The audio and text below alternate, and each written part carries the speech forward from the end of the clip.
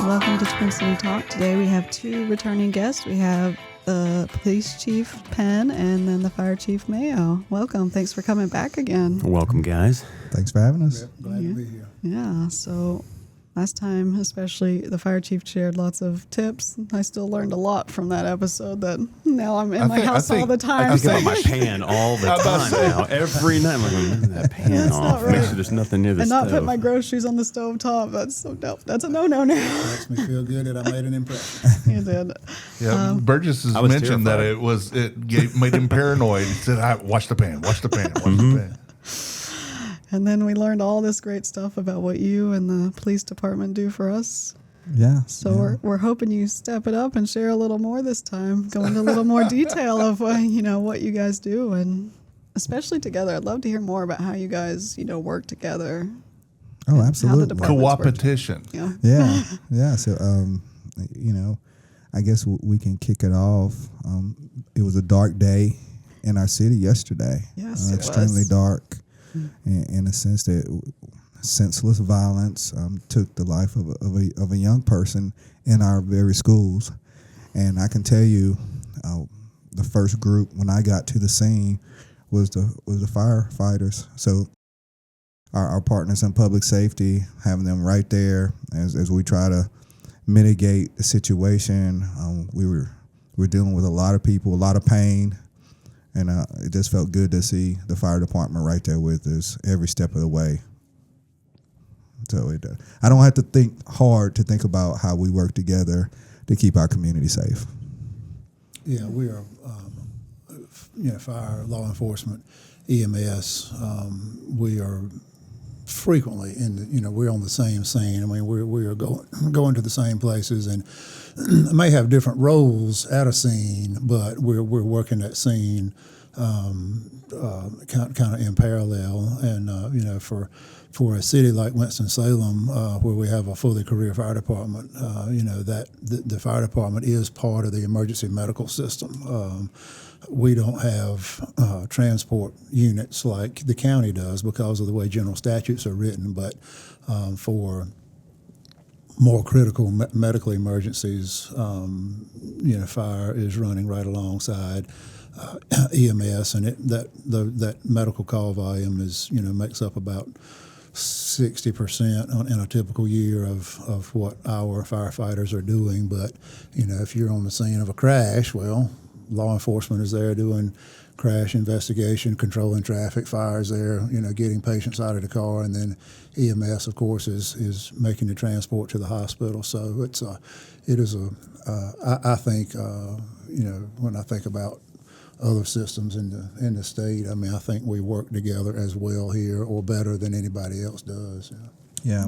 And on a much lighter note, there is a recognition by both entities that, look, work is work, but the needs of the community is so great that you mentioned the competition. What was the word you used? Co-opetition. Co-opetition, right? And so there is friendly competition and, again, trying to serve this community. So we participated in competition for Habitat for Humanity, for giving blood in our community, and for stuffing fire trucks and police cars for the community. So playing hockey. Playing hockey. The Battle of the Badges was fun. So I'll tell you, I feel good to live in a community where the police department and the fire department understand that there's so much more than just putting somebody in jail and putting out a fire, and they're out here trying to improve our community. Is there going to be another Battle of the Badges next year in 2026? Is it an annual thing? Or I haven't heard, but we're having a Battle of the Badges blood drive tomorrow. Right. Oh, that's right, yeah. And it's not too late. I don't know, this podcast might not get out in time, but we do it every year, typically about the second week of December. So if you don't hear this until January, put it on your calendar for December of 2026 and come out and support fire and police as we collect blood for the community. Where do you usually have it? It is at Renolda Church. Okay. Yep. That's Good conspicuous spot. Yeah. Yeah. High volume area. Yeah. I mean, I drive past that daily, so maybe it's just Yeah. conspicuous to me, but yeah. Yeah. But yeah, that's been going on for years, and again, our folks just whether it's roll up your sleeve and pull a car out of the street, or roll up your sleeve and give blood. I mean, it takes special groups who can do that, who willing to do that. yeah. You and I pushed a car out of the street one day. We have pushed the car out of the street. That's right. We certainly have. What was going on with that? They were broken down there in front of the office, and Chief Penn and I don't remember was that, but he and I both stumbled up on it kind of at the same time and got out and pushed them out of the street. Yeah, hip hip hooray. And it was good. I think a couple of our folks saying this because from time to time they think once you get to our rank, they forget that we were there. So just to show them, hey, we can still push a car. Yeah, we can still do all that stuff. I still wish somebody had been recording that. It'd be on Hang social the wall. media everywhere. Oh yeah. All right, so last time we already asked you both what you love about Winston-Salem, so let's take it the opposite route. What's something you would love to see in Winston-Salem, whether it's a place or an event or something that you would like to see here at our city? So what I will tell you, and it's probably just the squeaky wheel getting the oil. I would like to see just a little bit more decorum in our city. As a city, we have so many needs, and one of them is, we all know, we need jobs here. We need high-paying jobs here. And I often state that when we're tearing each other down, we're tearing the city down, why would someone in Silicon Valley want to expand to Winston-Salem if, because we disagree, we're name-calling? So I wish we could do a better job of, hey, when we disagree as a community, coming up with solutions, and I don't have to attack you because I disagree with you. I think it'll go a long way in our community. And that transfers over to our behaviors as well, and being able to resolve conflict without name-calling and violence. Yeah. Amen. That's, Yeah, to all of that. Yeah. I'm right there with you. I'd love to see a lot more of that just across the board. I do feel like that's leaving our landscape Yeah. Yes. nationally. Yeah. And not just politically or whatever, but just in terms of a tolerance for other people and opinions, not Right. jumping to conclusions. When you say that, do you mean more in like local government, or are you talking about just pervasively across the city? People? I mean across the board. I would like for our city council meetings, our commissioners' meetings to be more civil. I would like for disagreements to be more civil. That's what makes us move, is when we have difference of opinions and we take the best of those opinions. But it doesn't have to be name calling. It doesn't have to be finger pointing. And so across the board, and of course, being the police chief, just a number of events we respond to where it's just a simple take a deep breath, take a walk, count to 10, Step away. I think that's what you said last time. That is what Yeah, I said. Step away. Yeah. There's a reason we teach children to count to 10 when they're angry. It's only to let them breathe. Yeah. Because as they breathe, the oxygen goes to the brain, and they make better decisions. It's not some huge scientific thing, right? Just breathe, and we make better decisions. I'm not even sure people are teaching that to children much anymore, though. That's I part of the know. issue, I Right. think. I agree. I know it's an old adage, but my grandfather would say it all the time: never make a decision when you're emotional. Yeah. Right. You just don't. And it's I think a lot of people have been giving Notre Dame a hard time about that for pulling. I don't know if you guys are familiar with this, but they pulled out of the Yeah. They said they didn't want to be in a bowl, and they said it within 2 hours of not making the playoff. And all I could think was, you should have slept on that. Now, maybe they would have arrived at the same conclusion, but it's one of those things where I thought, but what about the students? What about the players? Well, This would be I don't want to turn it into a whole conversation about Notre Dame, but the whole thing, like that's those seniors, that's their last game. Their parents didn't know, absolutely, all that kind of stuff. So, but to your point, it is nice when people.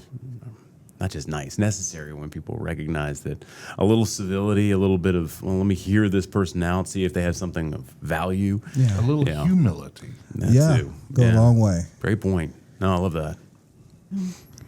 What about you? Well, I think Chief Penn's remarks were spot on, and what was running in the back of my mind while he was talking is we are so quick to take to social media, which, when you're taking to social media, you're not working through an issue or disagreement behind closed doors where you can come out with a unified front. When you're taking to social media, you're not managing your emotions. And I know your prior guest was talking about some of the my word, not hers, the evils of social media, but we are so quick to air our differences, air our opinions, show our emotions via social media. And when you choose that way rather than working out a problem behind closed doors, it's out there for everybody to see forever, and it's. It just is not healthy. And when Chief Penn's talking about somebody from Silicon Valley looking to relocate somewhere on the East Coast, I mean, all that stuff's out there for them to see. And who wants to go somewhere where everybody's spatting and bickering over things that often in the grand scheme are of minor significance. Yeah. Well, we've talked about this before, but it's so easy now to say whatever you want to say from your phone in your basement while you pause the game or whatever it is. You don't have to go out and actually make a stand somewhere, and you can just sort of spout off about it. And unfortunately, we give credence to a lot of these voices. And I think if you actually had to sit and listen to certain people, you go, well, maybe I should not consider this person. But you don't know who's saying what or where they're coming from. And it's, I don't know how you stop that. It's a tidal wave of absurdity, really. But, minor significance, so much of it.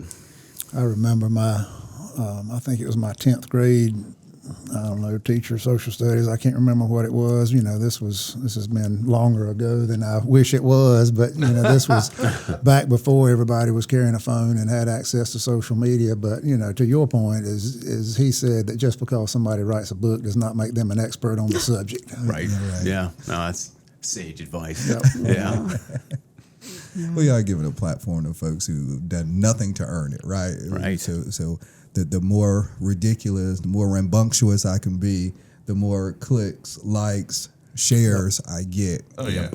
Because you have in many cases you have no consequence, right? Because you're not in front of somebody. Right. Like he said. I mean, if you were standing in front of somebody, you would not say probably 95% of what you say online. And you're not a leader, right? So there's a responsibility for people who are out here in the community leading, trying to do the right thing. They can't just say anything, but some of these folks who lead no one can say everything, and we give them attention. So there is something we can do, which is stop giving them attention. Don't give them the attention. Yeah, well, that's the thing, isn't it? How do you, if we could just get people to recognize that the people you're giving attention to, if you actually sat down and talked to them for 2 minutes, I would have no interest in what this person has to say. But right. How do you do that? I guess that goes back to educating, and maybe what we were talking about in the last podcast about, teenagers having a little less access, that kind of thing. All of us being a little bit more mindful, whatever. But yeah, it's a tidal wave. And then there's people that will comment how they don't like it, and it's like, well, your commenting on it is going to give it more attention. Oh, yeah, exactly. Come on now. You can't help yourself, right? So, I'm curious, since I didn't get to talk to you last time. So what would you say is some of the more fascinating parts of your job? Things that you run into that we don't know that you see, whether that's an anomaly or on the daily. I'd love to hear some of that. Yeah. So I think most people would be fascinated to know that overwhelmingly the police department responds to non-criminal matters. So again, we talked, and we've already spoke ad nauseum about the bickering we spend a lot of time refereeing. Neighbors can't get along, boyfriends, girlfriends, spouses, kids, parents. we spend so much time with that I think people would find it unbelievable and actually would be annoyed to think at some of the calls. We've gone on calls where somebody said that they were at McDonald's and the person giving them the money was mean to them, and people have actually called about that. Yeah. So the craziest call I've ever been on was actually, I was brand new to the agency, and I got a call for unknown trouble, and usually that's the call. Oh boy, because it could be anything, right? And there was a group, they were performing an exorcism on a young lady. Oh my gosh. I bet that wasn't on your bingo card for today, right? But yeah, Wasn't on yours that day either. No. Neither was it my supervisor when I said, "Hey, I need to see you out here." They didn't go over this in the police academy. Yeah. Well, okay. So, what? You got to tell me more about that. Then what happened? So Did they get it? Did they get the yeah, demon? yes. exorcised the demon. They So did. the neighbors had called because of the screaming, and gosh. so they answered the door, and I'm like, "Hey, I need to come in. What's going on? Is everybody safe?" And I see this young lady down on the bed with people holding her, and I'm like, "What in the world?" It was the parents. It was a pastor there, and I said, "What are you doing?" And they said, "No, she's been possessed by the devil, and we're performing an exorcism." And I'm like, "No, I don't know what to do here." So I called my supervisor and say, "Stay there. Just make sure nothing's." And so I stayed, and they're doing all the stuff you may have seen on television before. And all of a sudden, the little girl stopped screaming, and she was like, became normal. And I said, "Okay, this is going in my memoirs." And that So was how old that. was she? She looked to be about 10. Man. Why exactly did they think she was possessed, or did they say? They said she had been, presenting demon-like behaviors, and when I got there, she was screaming. So I don't know if that's. I mean, people scream all the time, but it was, I did my thing. I got everybody's information. I wrote it up. She seemed to be in good health. We had no prior history at that residence, and so it was just one that I put in the toolbox. I said, "Oh, I'll talk about this one again." That's one for the books. It That is. is, Jeez. yeah. Yep. Yeah. Well, hallelujah. Yeah. Yes. Yes. probably what they That were part. saying. Yeah. So how, you probably don't know this statistic, but how many people call 911 that should be calling the non-emergency line? Like, is it pretty high? So Every day. if we get 200,000 911 calls a year, probably. Wait. You get 200,000 911 calls. Yeah. What's the population of Winston? Like 200 250? 260, about 260,000. What is that? That's like 70% of the population is calling 911 every year? Well, no, not at all. It's probably a lot of a repeats. lot of the same. Well, not yeah. what I meant, but I'm just Yeah. saying, percentage-wise, like, Right. I'm sure it's the same people calling on a Right. regular, but with Right. with some of the nonsense. But Right. that's an unbelievable number. I would probably Wow. say, and I'm probably being quite conservative here, 3/4. Oh my gosh.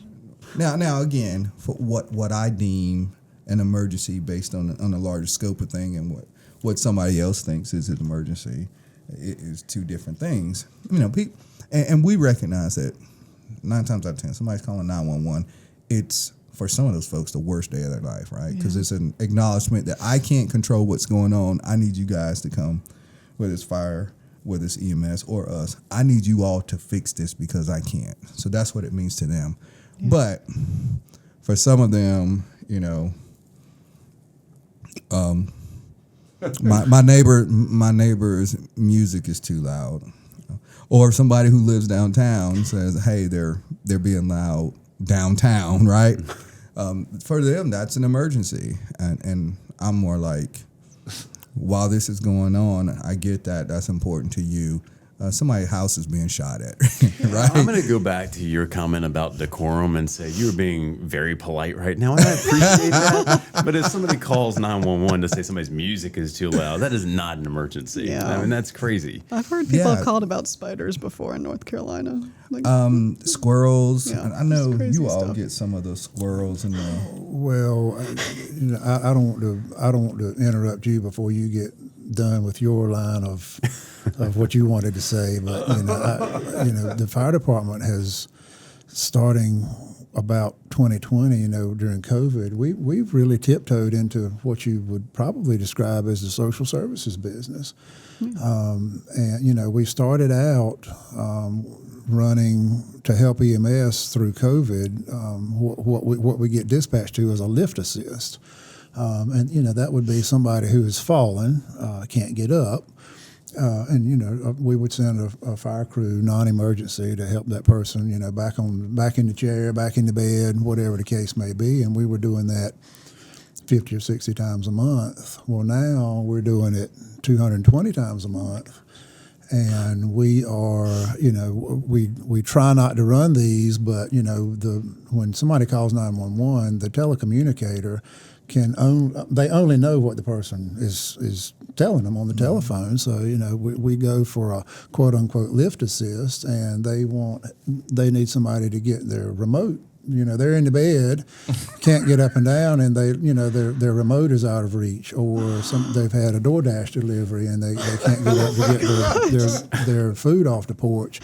And those things are absolutely not true emergencies, and we just are not resourced to have engine companies, fire companies out getting people's DoorDash and getting their remote. And, the doctor's offices, the nursing homes have kind of taken a hands-off approach to lifting patients. So you have somebody who lives in Engine 9's response area. They've got to go to the doctor. Well, they can't get in the car by themselves, so they call 911. Engine 9 goes and helps them get in the car. Well, they go to a doctor's office in Engine 13's area. Well, they call Engine 13 to help them get in the doctor's office. Well, then they've got to go get an X-ray. Well, that's in Engine 6's area, so they call Engine 6 to help them get in or out of the car at the radiology place. Well, then they go back home. They call Engine 9 again. So we've sent 4 engines out, to help this person get in and out of the car. And it's not that we aren't sympathetic to this person's plight, but those are emergency resources that are being tied up and may not be available when somebody's in cardiac arrest, or somebody's house is on fire, or somebody's pinned in a vehicle as a result of a motor vehicle crash. Are you obligated to answer these calls? Well, I know that's sticky or whatever. In a technical sense, there's nothing legally that holds us accountable to do that, but firefighters by nature, just like police officers, paramedics, we're all public servants, and they're not going to leave that person. Sure. They're already there. So they're going to, typically do what is requested, but it has become a distraction, to say the least. Yeah. What do you attribute to this monstrous increase in the calls for that? You said it went from 50 to 200 or whatever. So we think, one thing that's happened since we started doing this in 2020 is that's when, sometime in the last 5 years, the medical facilities and the nursing homes have taken this kind of hands-off approach. Even at a nursing home where they have paid staff, they don't want to pick up a patient because they're scared they're going to drop them. The nursing home management is scared somebody's going to get a back injury, and it's going to be a workers' comp claim, et cetera, et cetera. So it's kind of the term I use is transfer of risk. We can transfer our risk to the fire department in the City of Winston-Salem. And so we call 911 to have to come out, for a fire unit to come out and pick somebody up out of the floor. But another thing that we think has happened, back to a more direct answer to your question, is we think that kind of it's a word of mouth thing. Well, Aunt Mamie lives next door to Grandma Suzy, and Aunt Mamie got help from an engine to get in the car, out of the car, whatever. Well, she tells her next door neighbor, and the next door neighbor tells somebody at church, and somebody at church tells a lady that they play bridge with, and it just The prayer tree tells it them. has become like I said earlier, it is a distraction. And Chief Mayo announcing this on a podcast is not the opportunity for you to go, oh, look at this new resource. I didn't know they did that. Yeah. That's good to know. What we try to steer people toward is, do you have a neighbor? Do you have a son, a daughter, a brother?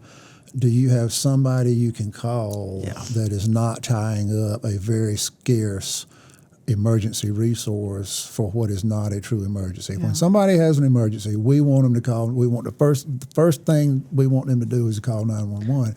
But these are by and large not true emergencies. So obviously the repeat people should know, but do you think a lot of people just don't know the non-emergency line? Do you think that's an issue? I think we've done a good job of sharing that. But I did want to piggyback off of what Chief Mayo is saying, because it brings us back to kind of how we even started our conversation today, and it's the lack of community, right? Yeah. And so when we take our hands off of taking care of one another, okay? So I'm the neighbor of one of these ladies who might need help getting a car. That used to be our responsibility as neighbors to look out for one another, to take care of one another. And now we're not doing that. So we would have never had that. Even the disturbances I told you that we go on, or even the little fights in the community that normally adults would come and they would address that so that 13 and 14-year-olds they don't have their names in reports. That's what happened when we were community. Parents would step up. It's like this summer. I made it clear to all parents, the police department would rather not deal with your youngins. Please do your job and address that.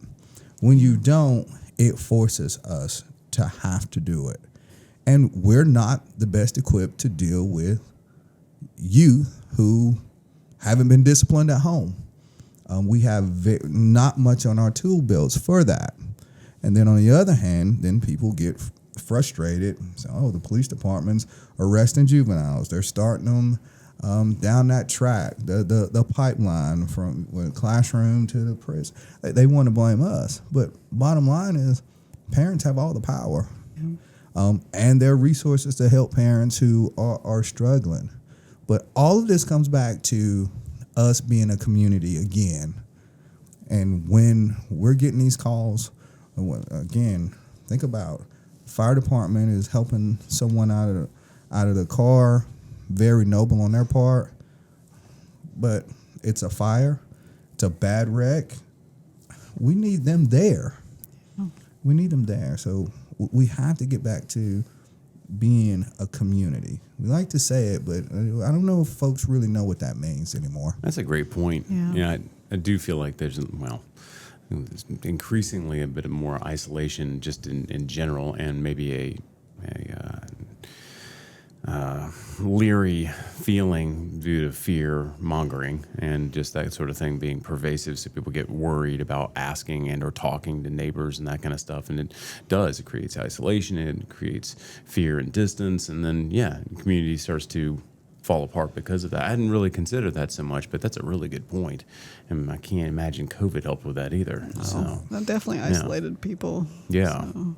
Well, and also social media, to what Yeah. Tim was just saying. I mean, you don't, 90% of everything that's posted is trying to get you to look at it, so it's shocking and one-sided and everything else. So, I remember seeing a couple of things. My daughter, who's now off at college, here's a couple of safety things I thought were pretty good on social media as I'm scrolling, and I thought you should watch that. Go to the gym, go to the grocery store, head on a swivel, this kind of stuff. Well, I look at 3 of these things, and now my feed is 90% that. And then when I'm going, okay, well, this is how people get locked in a loop of something like they see something tragic and they open, they scroll on it, or they see something that's a bit of a train wreck and they scroll on it. Well, now that's your feed. That's what you're gonna get. And so you go find something that's not that. And you get captivated by it, and 2 hours later you're scrolling and you haven't done your homework, or you haven't been to the grocery store, or it's 1 o'clock when you're going to bed when you should have gone to bed at 10 o'clock. You know what I mean? Yeah, your brain is fried when you're trying to sleep. Right. Yeah, it's There's the term for that now, doom scrolling. there's right? the whole watching a train wreck, but now it's just watching the comments on. Yeah, you got to pull up. You got to Do pull up some not read the puppies. comments. Oh Yeah, God, you got to pull up some puppies to change your algorithm. Puppies, or else you'll. Right. Yeah, you're right. You'll be angry, and it's a lot of that, right? Yeah. It is a lot. Right. Yeah. There's definitely a lot of anger in Gens general. up people's too. frustrations. I mean, Oh, yeah. everybody has a bone to pick about something, but when it's presented to you in your lap and you can actually comment on it, people get, well, this is an opportunity for me to air my grievances. Right. To who? Pontificate. To a bunch of people who don't know you, don't care, Yeah. and then you're like, this is going to change things, and doesn't. And that's another piece. There used to be some place where there was a universal truth, right? And, well, I mean, I don't even remember him, so I'm just saying the name, Walter Cronkite. When he got on, right, what did that mean? What he said was the truth. Yeah. When me and Chief Mayo are arguing about it, okay, here's the news. He says it. Okay, you're right, Chief Mayo. This is what it is. But no, now I can go to the news that says I'm right all the time. So no matter how far-fetched my views are, there's a place for me to go with those views, and there's no bringing me back to say that today is Wednesday. Right here, this place I like to watch the news says today is Tuesday. I mean, and that's a huge problem. That's true. Yes, Yeah, it is. definitely. Yeah. I mean, all news is slanted now. Yeah. Truly. It's views, not news. right. That's right. It's Good true. point. And Oh, I AI, I bet. think, and Or skews. I know enough about AI to have a very short, intelligent conversation, and that's it. But it seems to me what I see on social media, and I'm intentional about not seeing a lot of stuff on social media, but it looks pretty easy to me for somebody to use AI to create something that to the unaware, non-critical viewer to think that it is the truth. And I've actually seen a little bit of a movement here lately where the platforms would have to flag something as being AI, They definitely so should. that that kind of that observer who is just kind of whatever pops up, they're taking it as the gospel. There's a flag there to say, no, this is AI created content. Yeah, it is becoming a new thing. I assume it's mandated. But the latest AI, the stuff that came out over the last 3 weeks, I don't know if you guys have seen that stuff, where they did side-by-sides on what a previous image or video was in AI and the new version of it. Lord, it is terrifying. I mean, it is impossible It's to tell from impossible, yeah. reality. It looks the old stuff had a little bit of a gloss or a little bit of a movement where you're like, that Or seems they had like an extra hand manufactured. or finger. A couple extra fingers, right? But yeah, the new stuff is just is. spot on. It is, and I say new stuff. I mean, AI is still in its infancy. What? It's 2 years old at best, Yeah. and it's already. All right, okay, I can't keep talking about it. Yeah. Well, how can people find out more about each of your departments? What's the best way? Yeah, so www.wspd.org. You can go on. You can find out what's going on. You can follow us on our social media, City of WS Police, Facebook, Instagram. We do some stuff on LinkedIn, but those are our major ways you can figure out what's going on. But yeah, you can go on those, and we'll keep you updated on what the police department's up to.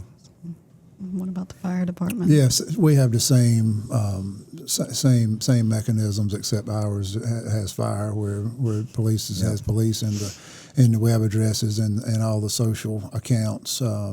But we always I always like to throw out, if you don't do social media, if you don't do web browsing or whatever, you just 336-773-7900 and it'll ring at the front desk at Fire Administration. Now, somebody might not answer that at 9:30 at night or on Saturdays and Sundays, but leave a message there and we'll call you back if you just don't have any interest in going to the website or subscribing to our social media feeds. But yeah.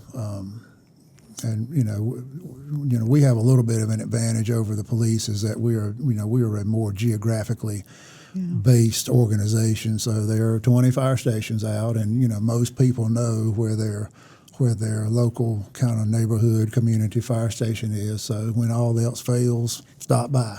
And the guys and gals in the fire stations, so if they're there, they're not on call. They're not always there, but when they are, they're more than welcome to steer you in the right direction, give you information. We do blood pressure checks and car seat installations and home fire safety kind of risk reduction type checks. So yeah, stop by, see us on the internet, give us a call. Yeah, the child seat safety installation, that was really helpful for us. I didn't know about it. One of our neighbors told us when we had our daughter. And so we stopped by, and I'd put the thing in, felt really good about it. Guy came out, checked it. It's close. It's real close. Oh, okay. Well, I'm glad I popped by. Yeah, that's a good resource. Getting a car seat in correctly is a big deal, and about 80% of the ones on the road right now are not installed properly.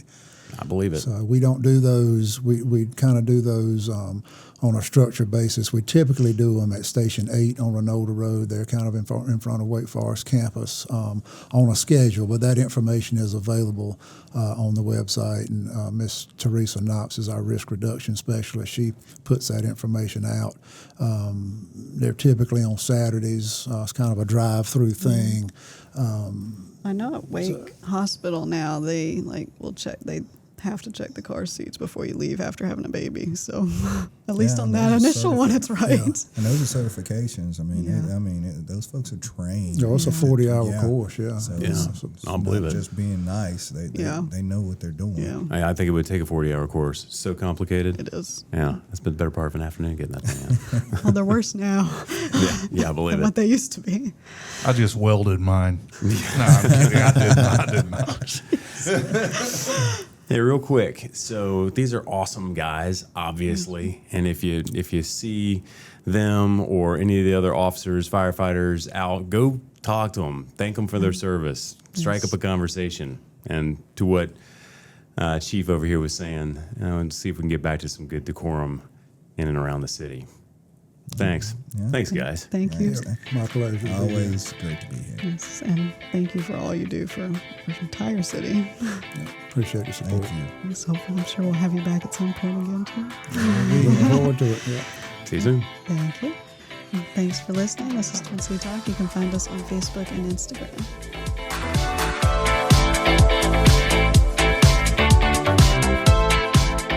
The views and opinions portrayed by guests on this podcast are not necessarily those of the distributors and hosting companies. And if you love this podcast, that's great, but don't think about stealing it. Reach out to us and talk about the content because it is copyrighted.